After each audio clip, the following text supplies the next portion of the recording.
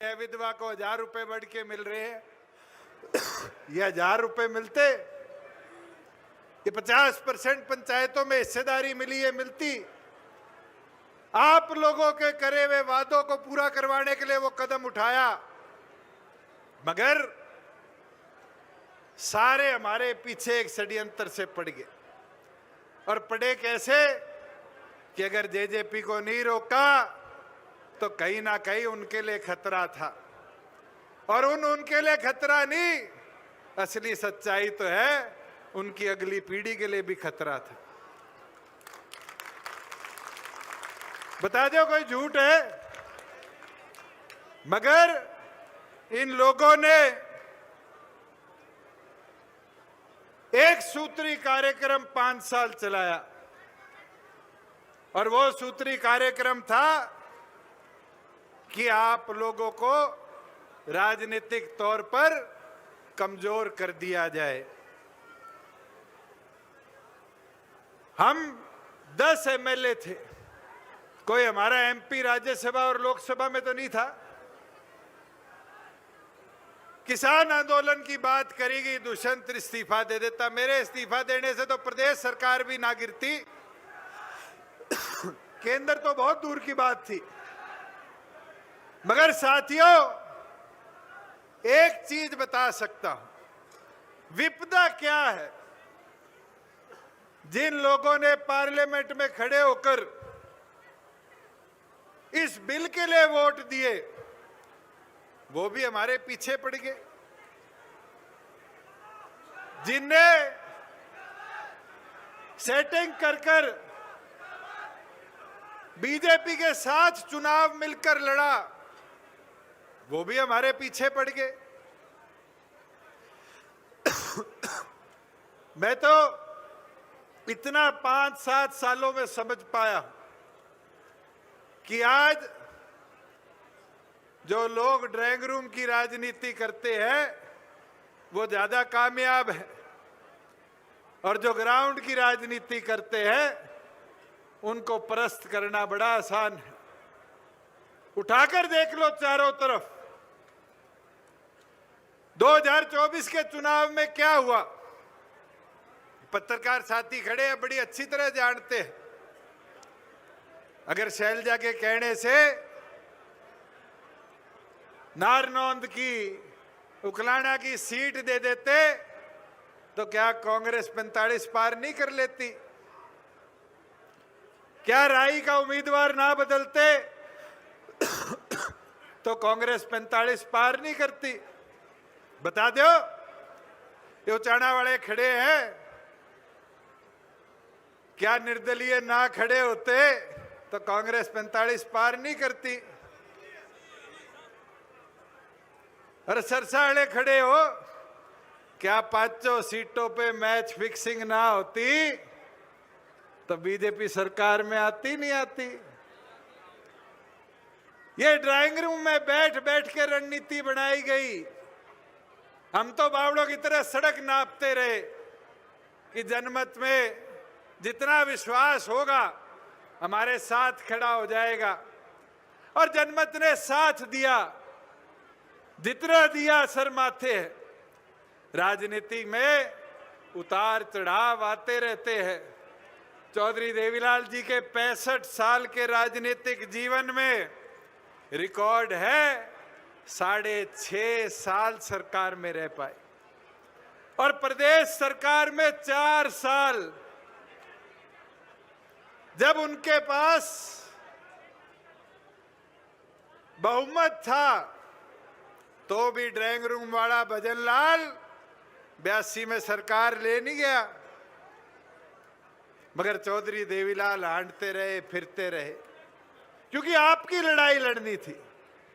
4.5 साल के शासन में स्वर्गीय चौधरी देवीलाल जी ने इस प्रदेश को क्या क्या दिया।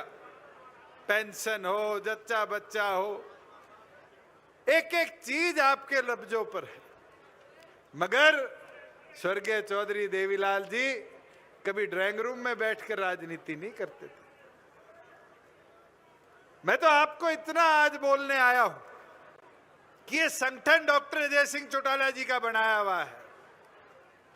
डॉक्टर अजय सिंह चौटाला जी ने चौधरी देवीलाल मैदान 17 नवंबर 2018 को आपके बीच में खड़ा होकर कहा था कि झंडा झंडा छोड़कर एक नई शुरुआत करेंगे, और उस शुरुआत को नए झंडे के साथ श्रीमती नैना चौटाला जी की अध्यक्षता में पांडु पिंडारा की धरा पर फहराया था, नहीं फहराया था, और एक नई शुरुआत करी थी। और उस नई शुरुआत ने प्रदेश के अंदर एक परिवर्तन की नई रूपरेखा लिखने का काम किया था साथियों। और उस रूपरेखा ने 4.5 साल इस प्रदेश के अंदर कितना कुछ हुआ, मगर क्या हरियाणा के गर्व पे आंच आने दी? क्या इस हरियाणा को टूटने दिया? क्या इस हरियाणा की परिस्थिति को कमजोर होने दिया? बिल्कुल नहीं। आपकी लड़ाई के अंदर खड़े रहकर निरंतर डॉक्टर अजय सिंह चौटाला जी के आदेश अनुसार कदम उठाए गए, और उन कदमों ने इस प्रदेश को उस राह पर ले जाने का काम किया जिससे प्रदेश आगे बढ़ा। उद्योग आया, रोजगार आए, प्रदेश के कमेरे को ताकत मिली। आज क्या प्रदेश की हालत है, किन की बदौलत ये हालत बनी है, उनको आज कोई नहीं कोसता। मगर ये समझकर आपको जनता के बीच में जाकर बताना पड़ेगा कि किस तरीके से इस सांप के चमन को उजाड़ने का काम मिलकर उन लोगों ने किया था। बुजुर्गों, युवा साथियों, मैं तो एक शेर अकबर इलाहाबादी का पढ़ सकता हूं, जो स्थिति मेरे साथ और इस संगठन के एक एक साथी के साथ पिछले 5 साल में बीती है। हम आ भी करते हैं तो होते हैं बदनाम, वो कत्ल करते हैं तो चर्चा भी नहीं होती।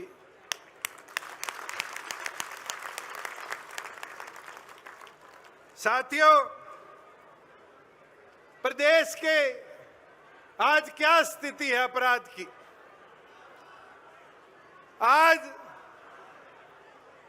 चाहे अपराध के अंदर मर्डर हो, रेप हो, चाहे फिरौती हो, रंगदारी हो, लूट हो, डकैती हो, निरंतर अपराध इस प्रदेश में बढ़ता जा रहा है।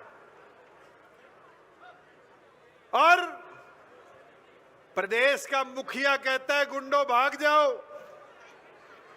प्रदेश का डीजी कहता है गुंडे थार में बुलेट में आते हैं। अरे अपराधियों को पकड़ो, अपराध को रोको, मगर इस प्रदेश को तो बचाओ। क्या हालत है, जलेबी बनाने वाला हो, जूता बेचने वाला हो, ढाबा चलाने वाला हो, मुख्यमंत्री का खुद का व्यवहार विभाग शराब का ठेकेदार हो, राजनीतिक व्यक्ति हो, डॉक्टर हो, हर प्रकार से लॉ एंड ऑर्डर इस प्रदेश का निरस्त हो चुका है। मैं एक चीज जो पिछले दिनों घटना हुई उसके ऊपर कहना चाहूंगा कि टूटे हुए पोल ने दिया खिलाड़ी मार, खत्म कर दिए इस प्रदेश के सारे रोजगार, अपराधी सारे विदेश में फरार, मगर इनको कातिल नजर आती है बुलेट और थार।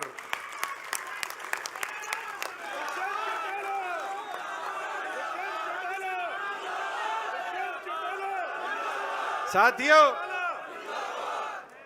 जहां आप खड़े हो, यहां से कुछ ही किलोमीटर दूर खेल के मैदान में हमारे एक युवा साथी के साथ जो घटना हुई, उसके बाद सरकार कहती है वो स्टेडियम खेल विभाग का नहीं था। विभाग किसी का भी हो, स्टेडियम तो सरकार का था। कमी तो सरकार की रही है, मगर खिलाड़ियों के साथ दुर्भाग्य क्या है, 40% मेडल लाए हरियाणा और खेल गुजरात में।